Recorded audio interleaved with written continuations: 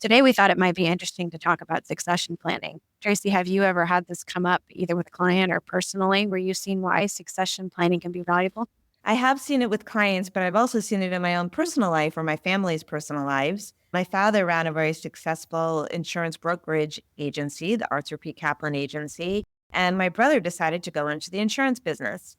It was really interesting to watch as the sibling that was not in the business, as my brother learned the business, went into the business, and eventually over time, my father started to sort of pull back and my brother started to step up. And they did it in a very respectful way of each other, where my brother really learned from my father and my father got to do the things that he really wanted to do in his personal life and not work so hard. And over time, eventually, my dad retired and my brother took it over and ultimately sold it. So it can happen. Stay tuned as we talk about the fun show Succession and a conversation with Jan Levine about succession planning.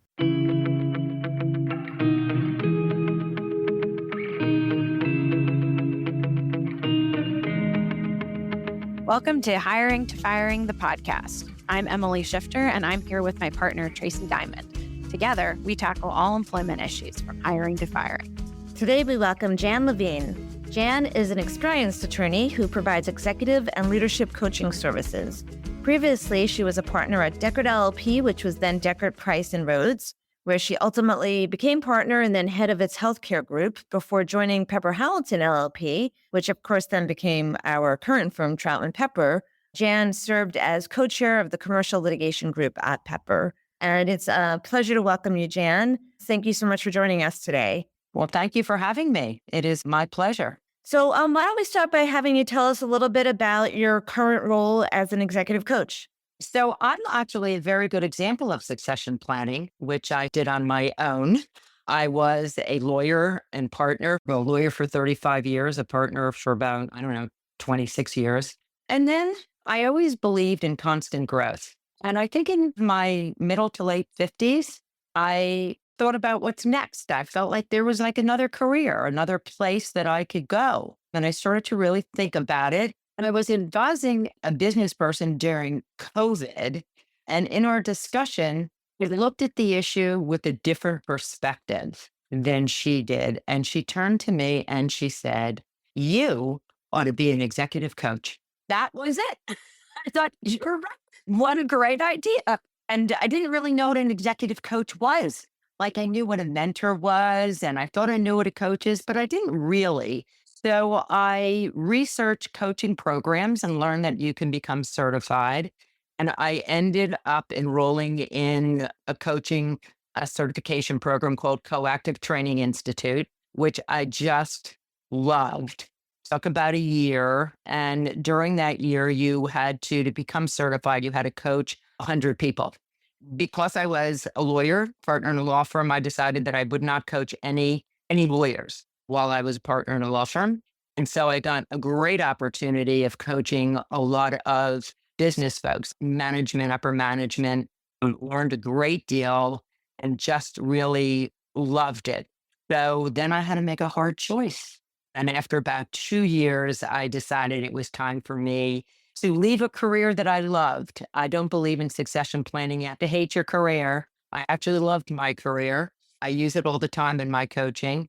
And I ended up retiring officially from Troutman Pepper and opening my own firm. So I have my own executive coaching and leadership firm.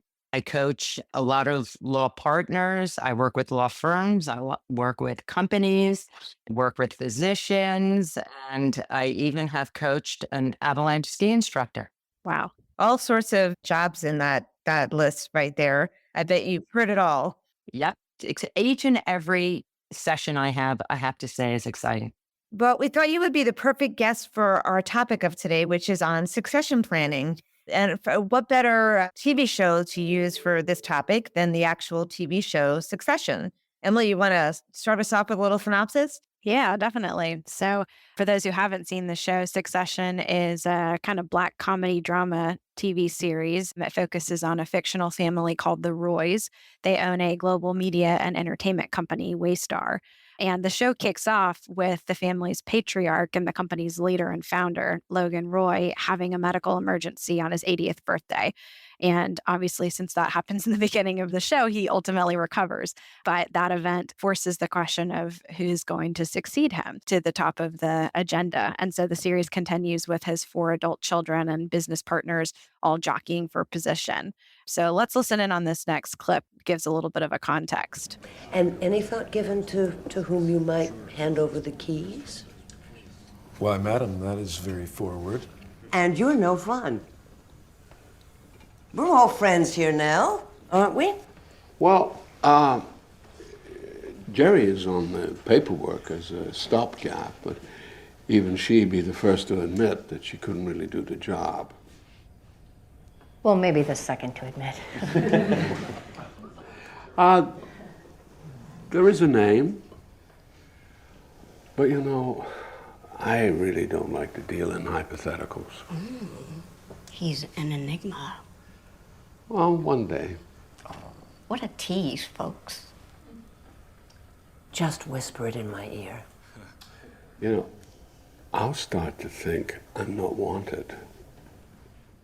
Jen, I think it would be helpful for us to start with some definitions. So we talked about succession planning. What do we really mean? So when I think of succession planning, there's really sort of a couple of elements. First of all, when you talk about succession planning, you don't want to have a negative reaction because people equate succession planning with retirement. I'm getting kicked out. I look at succession planning as actually constant renewal. It's a dynamic process. It shouldn't start when you're 65. It should be all the time. Leaders should be trained to train the next set of leaders. And you learn that you're constantly, no matter what stage you're at, you're constantly bringing up the next. And if you have a company culture that works on growth and dynamism and the next stage, succession is part of your culture. And I think that is very important. And I work very hard with companies to develop that culture. And I do it in different ways. So I know you mentioned COVID kind of being an impetus of your own, maybe succession planning or career shift. And I'm curious, I think you're right. People often hear succession planning and think retirement. But do you think it's important for companies to be thinking about it along the way so they're able to address things like COVID or other unexpected events? Yes. I mean, I think succession planning is really important for many reasons. First of all, it keeps the workforce excited and it keeps younger people excited that, oh, they're going to get an opportunity. And it really keeps older, people that are more senior thinking about the next step. But it is very, very costly for a company in 2 ways not to work on succession planning. First of all, if a big part of your business is in the hands of just a few people that are, in there getting up there, well, you might think, oh, that's great. We're doing so great. Look at the, revenue they're bringing in.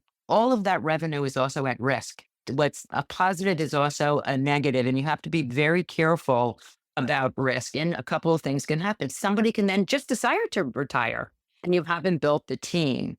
The other risk is you do not know the business you are losing by not having a deep bench and a very clear succession planning. Clients may come and have a 10-year in a law firm, a 10-year case or a long merger and acquisition, or in a business, a big deal or something that they want to do over several years. If they do not see a deep bench, they may start interviewing other firms or other companies and you don't even know it. So a constant succession mentality and having plans in place and expectations is really key to the growth and the profitability of the business. I could see from, the C-suite's point of view, executive management team's point of view, why succession planning is crucial to the survival of the business. But how do you get buy-in from the folks that are actually maybe at that senior level or should be starting to think about dropping off or pulling back, and they're just not ready to do it, or work is their life and they don't know, they can't even fathom of what it would be like to not have their foot on the pedal constantly? Like, how do you get buy-in from the folks that are actually impacted here? One, if you do develop a culture of constant growth, that really helps. So everyone expects that they're going to move on. Also, a succession plan should not be a surprise to anybody. On that level of individuals you're talking about, Tracy, they should be part of the succession plan. And they, when you are part of defining the next set of leaders that you are going to train, there's much better buy-in and actually looking at it as your legacy. What do you want your legacy to be? This is how you build your legacy. People, though, do equate themselves, their ego, who they are with their job. And for those individuals, I do think one-to-one coaching is extremely helpful, has high outcomes. I really love those engagements, to tell you the truth. It's sort of my age group, and I have actually done it very successfully. And if somebody had asked me 5 years ago, I would have thought they were crazy, that I would have gone from being, honestly, a big firm partner to a sole practitioner. And it is incredibly freeing and very exciting at this time of life. And I do feel very impactful. I love working with that age group, and I do work with that age group.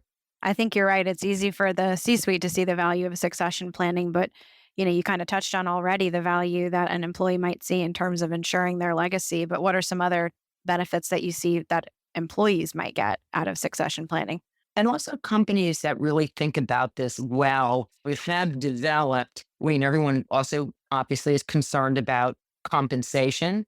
At different times, your value to a company or a law firm is different. One is growing a business. The other is helping the next generation. So you can structure compensation that compensates for giving business away and training. People think, oh my God, I'm retiring, I'm going to get my, compensation cut. And that all goes into a very negative, entrenched way. But if you are creative with a compensation system and actually say, at a certain age or at a certain time, there's a 3 year. And if you meet certain benchmarks, you give away, you introduce, we're going to pay you for that.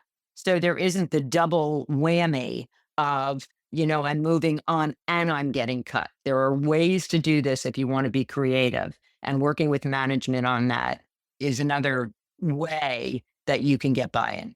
What about from the point of view of the employees who are going to be the successors? You have an employee, let's say, and they're sort of feeling like they're being pushed down or impeded in their ability to move up because there's somebody at the top that's maybe more senior and should maybe be thinking about succession planning and just is refusing to go in that direction. How does someone manage up in a situation like that and in a way that preserves dignity and makes everybody feel kind of good about themselves? If, again, to go back to a sort of a theme I think you're hearing, if you have a culture that it is really the leader's job to make the next set of leaders, that really helps on that second generation. If you feel that your boss or the leader of the team's job is to promote you and get you to their level, that really helps. I've coached both. I think there are instances where you have a plan or you have a strategy, and then you can get individual coaching. So you can see if, the person that is supposed to be moving out has some coaching and the person that is moving up has some coaching. There are techniques of how you can work with somebody older and respect and engage that it's hard for them to move out of the room. And how can you support that and ask and move and help them? So it's a two-way street. If done well, it can certainly be done, but it's got to be coordinated. And this idea that you hit a certain age and you're out is not a way to do it successfully. Because if you do it that way, you've put your finger on it, Tracy, that this great talent that's coming up will leave. Right, exactly. You'll lose the talent war. So you have to keep your eye on both all the time. And I wonder if maybe it would be helpful to show the person who you're trying to engage with succession planning how important it is to their own legacy and their own business to have stickiness, because of this fear of the business is going to go away without once they do leave and once they're ready to leave if they don't put a plan in place. So sort of appeal to their nature of, you built this big business and you don't want it to disappear when you are ready to step down. You want it to continue in your stead. Exactly. I mean, working with the generation that is succeeding out is really about legacy. What do you want to leave? What impact do you want to have? How do you want to be spoken to? Do you want to be the person that held on forever and look what happened? Or do you want to be the person that really mentored, really helped, moved it from A to B. But I think it's also important for the generation that's moving out to realize they have a whole life in front of them. See, the problem is they think they don't. Like, what could I do? I've been, this person or, this manager or this partner my whole life. Working with them to realize their value in society and that they can have a really fulfilling life. And do they really want to be in the office 12 hours a day? It really helps with that. There's a great book called Learning to Love Midlife. And the definition of midlife is actually not your age. It's how many years you think you have left. So if you're 60 Interesting. and you think you're going to live to 90 or be active to your 85, you have 25 years. That is midlife, even if you're 60, if you look at it that way. And in the book, they really describe like the animal kingdom. They describe a snake. Snakes actually shed their skin, and they shed their skin because they grow. And if they stayed in the same skin, I didn't know this, they actually die because there are parasites and other things in that skin that they need to dispel. And then they grow new skin. Not that we should compare ourselves to snakes, but it is a good vision. I actually like the caterpillar to the butterfly myself. But the snake concept that you could actually die or be poisoned by staying in the same skin is really a good image of there's a whole world out there. Again, if somebody had asked me, you're going to run a small business, Jan, you're going to do your own contracts, your own invoicing, you're going to be your own person, you're going to have to learn technology, I would have thought they were nuts. And now I have such freedom. I love my career. I meet all sorts of people in all sorts of business. And guess what? I get to do yoga 5 times a week. I'm very jealous. I love that concept. There you go. I don't take clients from 9 to 10. Yeah, because you can make your own schedule. Perfect, right? I think we're all learning to quit the law and follow Jan. That's right.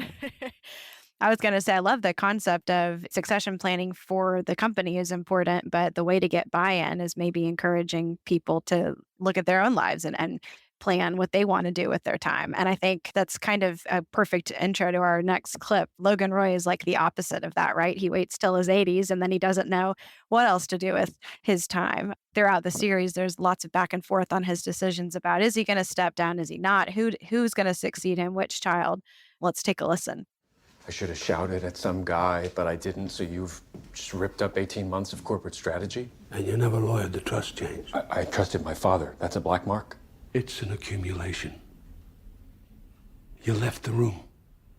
The deal. To come to my dad's birthday party because we don't know how many more there'll be. Sorry. So come on. When will you be ready to step down? I don't know. 5? 5 years? 10. 10? Dad, seriously. It's my company. Yeah, it is your company, and you know what? You're running it into the ground. So we've talked a lot about sort of the benefits of succession planning and why it's important, but maybe it would be helpful to talk about some of the nuts and bolts. If you don't have a succession plan in place, or if you've got one, but it's not been dusted off for a long time, what do you think are the best steps to get started? How do you actually action this? Well, you have to sort of think about what you want to accomplish. You really sort of have to think about what do you want to accomplish and who do you want in the room? Who do you want to work on the succession plan? And that is actually very, very important to get the right people in the room. So you've included the right people in the room and to get buy-in just for the examples we've actually talked about. If you have a leader in a group and you haven't included him or her, that may be problematic. You want to set it up that way so that you get off to the best start. And nothing is perfect, by the way. You will never get the exact right people in the room.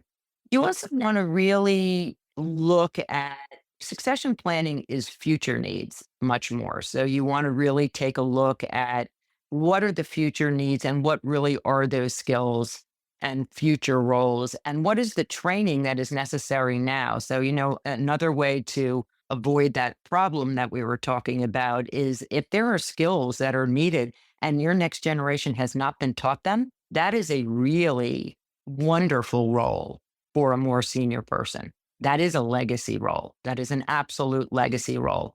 And legacy roles are not only the nuts and bolts of the business, but really introducing the relationships. When I think of succession planning, the key to succession planning is making sure that the relationships, the institutional relationships, are handed down at every stage. Because if you lose those institutional relationships, you really lose the business. So, relationship building, and that's why I say should really be done a lot earlier than at the end.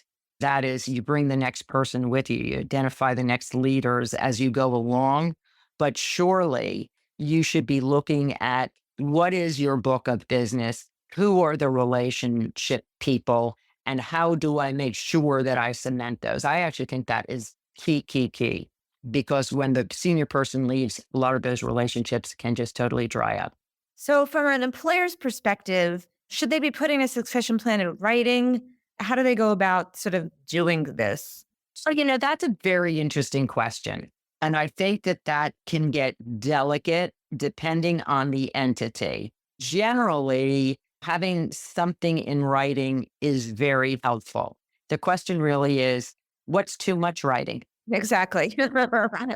It's like the same thing as business development. You can have the most beautiful plan in the world. Oh, good. I did this beautiful business development plan. And guess what? You don't get one client because, like, you stop at the plan and it's so detailed and you don't do anything.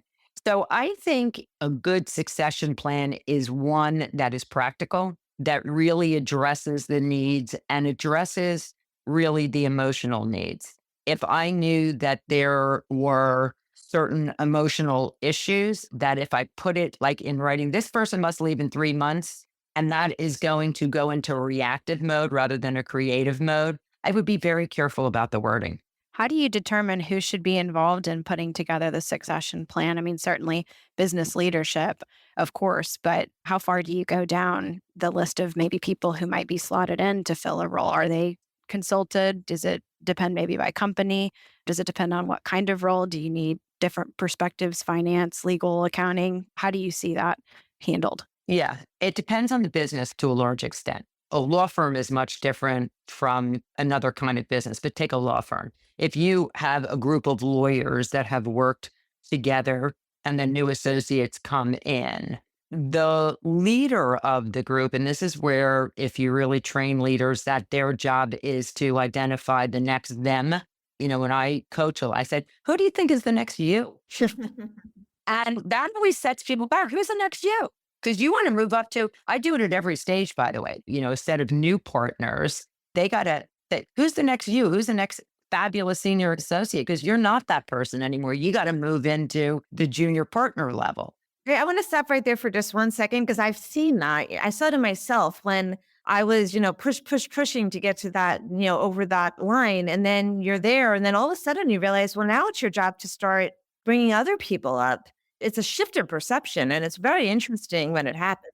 Yes. And so I do a lot of coaching in that first 10 year of partner to work on that shift. That is when you have to learn how to delegate. That is when you realize you got to be out the door more than in the door. And that your whole role has changed. I also work a lot with in-house legal departments to do this. It's the same thing. So if you have that, but that is part of a succession culture. It's just not called succession, but that's what it is. You're choosing the next leader. Right. It's just long-term success. It's long-term. But if you have that culture of long-term, when you get to be, at that age where you're leaving, it's the same thing. You've done your job. You've raised your kids, So that is why if you set this up, so it depends on what company. Law firms are different from other companies. I generally think that entities wait too long. And the more you wait, because you want to avoid it. People don't like to talk about succession planning because they think about it as retirement. You avoid, you avoid, you avoid. And then you have the problem that you were afraid you have. So by avoiding it, you create the problem you wanted to avoid. Now you're stuck and you don't have the next set of leaders. And then you get, who is this? The next set of leaders in a department should be kind of obvious. By the time someone's in their 60s, the people in their 50s, it should be kind of obvious, or you haven't done your job, or you're going to look outside. I mean, that's another issue with succession planning. Are you going to promote from within, or are you going to bring someone else in? Is a whole nother question. And that is a business question. So one last question I want to ask you, Jan, and it kind of goes back to the show. The whole show is based on this sort of squabbling between the Roy siblings, where the dad doesn't really choose a successor. He pits them off against each other. He dangles it and then he pulls it back. And as a result, you see a lot of infighting. From the siblings' point of view, so from the sort of people that are the potential successors' point of view, well, actually, I should say from the company's point of view, looking at those folks, right? Looking at all the potential successors, how do you avoid the squabbling? How do you get buy-in from those that wind up not being the chosen successor? Well, it's interesting in those two clips, because I'm now, well, as a lawyer was, but certainly as a coach, I'm trained to really listen, to really see what the issue is. And in the first clip, to me, the most important line is a line that Logan Roy says. He says, "I start to think that I'm not wanted." That's it, right there. That is it. So if I were coaching, that's where I would go, because that was the problem. And then the whole house of cards came down Yep. because I'm not wanted. In the second clip, one of the most important things that Kendall says is, you are running the business into the fucking ground where there is no vision and no growth. That's it in a nutshell.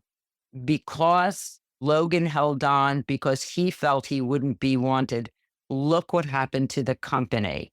No vision, growth is going down, and the family is pitted against each other. And then spoiler alert, when Logan dies, suddenly the siblings are still at each other to the point where it leaves this sort of hole for a non-family or somewhat non-family, an ex-family member to step in and become the successor, not all the siblings that were the potential successors that had been considered all those years before. Right. So that's the example of the self-fulfilling prophecy. So the fear so much was that someone's going to take over, and they held on so long and they didn't. The concern happened. They almost created what they were trying to avoid, this self-fulfilling prophecy. So often what people do is they're so afraid of something, they avoid it, do the opposite, and then what they were afraid of happens, but it's because they created it. It's not that it just would have happened. That's right. Well, Succession is a great example of what not to do. What and, not and to all do. the reasons to take our advice. Exactly. It's all of those films we watch about what not to do on cross-examination. Right. This is your show of what not to do on succession planning. Well, Jan, thank you so much. This was such a great conversation. I think our listeners are going to take a lot away from it. Really appreciate everybody for tuning in, as always, to our Hiring to Firing podcast. Please reach out if you have any ideas for topics, TV shows, movies that you'd like us to highlight or tackle. Then you can access this podcast anywhere that you get your podcasts. Thanks so much. Copyright Troutman Pepper Hamilton Sanders, LLP. These recorded materials are designed for educational purposes only. This podcast is not legal advice and does not create an attorney-client relationship. The views and opinions expressed in this podcast are solely those of the individual participants. Troutman Pepper does not make any representations or warranties, express or implied, regarding the contents of this podcast. Information on previous case results does not guarantee a similar future result. Users of this podcast may save and use the podcast only for personal or other non-commercial educational purposes. No other use, including, without limitation, reproduction, retransmission, or editing of this podcast may be made without the prior written permission of Troutman Pepper. If you have any questions, please contact us at troutman.com.